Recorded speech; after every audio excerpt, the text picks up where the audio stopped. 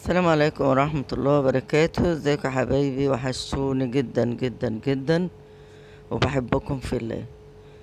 عايزين تشجيع بقى يا جماعة كده لمامتكم. انا زي مامتكم برضو يعني. تشجيع كده، القناة بقى صغيرة وعايزة عايزين نكبرها شوية. هتقفوا جنبي طبعا، وربنا يديكم الصحة كلكم يا رب. واللي نفسه في حاجة يا رب يحققها، ونشجع بعض كده. مشتركش في القناة يشترك وكده. النهاردة هنعمل كفتة، مش عايزة بقى اضيع وقت في الكلام ده. هنعمل كفتة كده بطريقة جميلة مختلفة عن بتاع المرة اللي فاتت. كفتة كده هنضاعف حجمها، يعني النص كيلو لحمة مفرومة ان شاء الله. وبإذن الله هتطلع معانا كيلو كفتة ان شاء الله. ازاي بقى؟ خليكم معايا كده خطوة خطوة، وانت تعرفي ازاي تزودي الكفتة عندك كده. الدنيا غالية بقى واللحمة غالية وكده، عايزين نفكر في أفكار كده حلوة كده. كل واحد بيبقى عنده أفكار جميلة كده في بيته في مطبخه. عندي كده سايل بتاع ليا حطيته، مع ان اللحمة يعني أنا شايفاها سمينة شوية، بس اللي هي بصراحة بتديها طعم حلو قوي. ما عنديش ليا نية فحطيت ليا سايلة.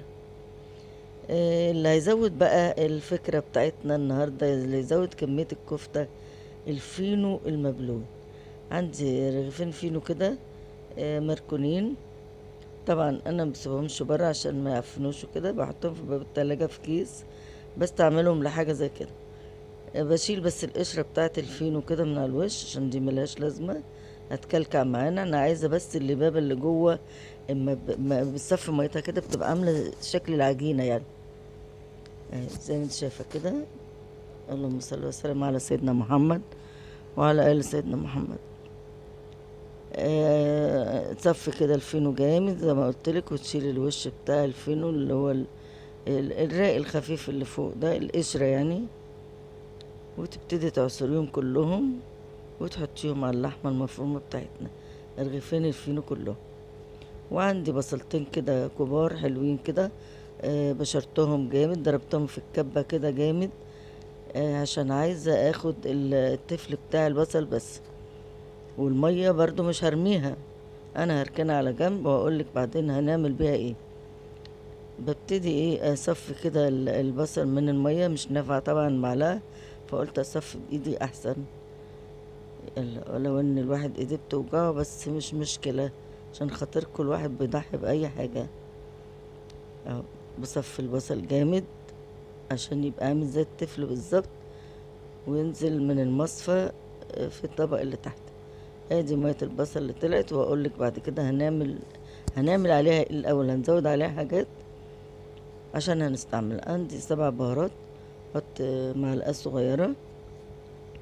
وعندي فلفل اسود، احط معلقة صغيرة برضو. وعندي كمون، احط معلقة صغيرة زي ما انت شايفة كده. وعندي ملح، طبعا ده ملح هنحط معلقة كبيرة. وعندي بهارات كفتة، طبعا الحاجات دي منها عندي متوفرة في البيت فحطيتها. انت ممكن ما تحطيش كل ده، تحطي ملح وفلفل وكمون وخلاص، مش مشكلة يعني. بس الحاجات دي بتديها طعم حلو قوي، يعني بتزود في حلاوتها يعني. وطبعا مهم عندنا البيكنج باودر، ده بيخلي الكفتة معانا منفوشة، وما يخليهاش تخس وتقل كده، يبقى الصباع كده مدملك كده بسم الله ما شاء الله، يبقى ايه يملى العين يعني. حطيت معلقة صغيرة او نص معلقة كبيرة زي ما انتم شايفين كده. وابتدي بقى اقلب بايديا عشان مش هتنفع المعلقة.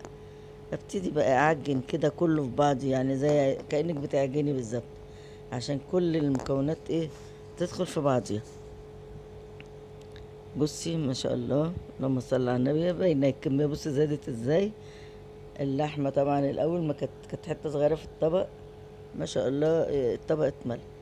ادي ميه البصل بتاعتي، حطيت عليها معلقه صلصه، وبرضه هبهرها بنفس البهارات اللي حطيتها على الكفته. بس انا مش هحط ملح تاني عشان كفايه الملح اللي حطيته على الكفته.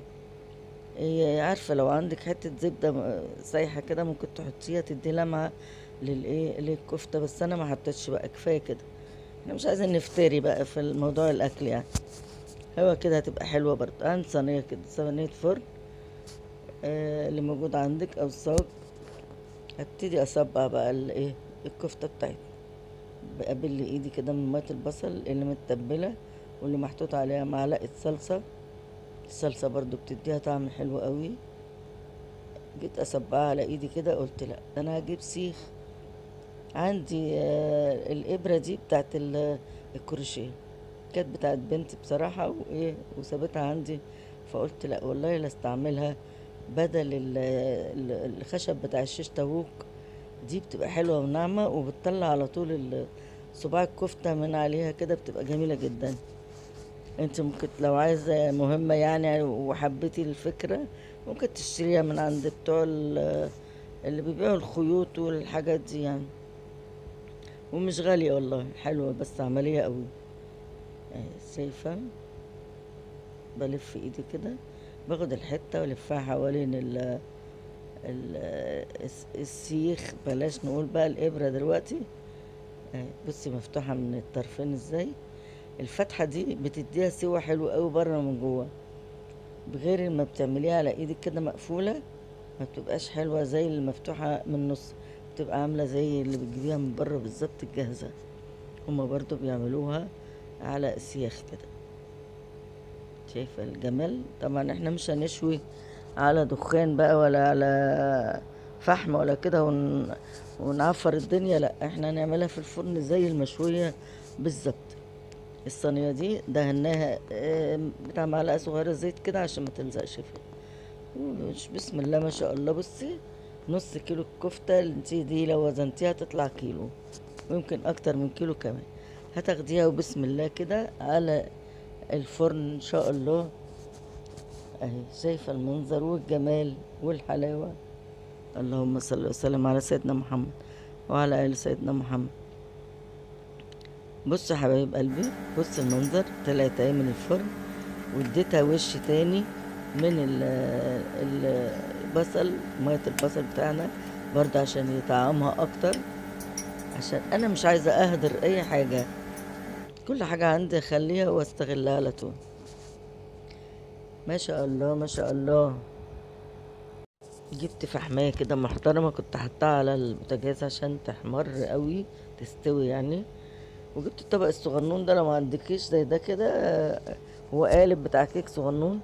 ما عندكيش اعملي طبق من ورق الفويل كده، اعملي شكل الطبق وحطي بأي طريقة إن كانت اللي تحبيها يعني.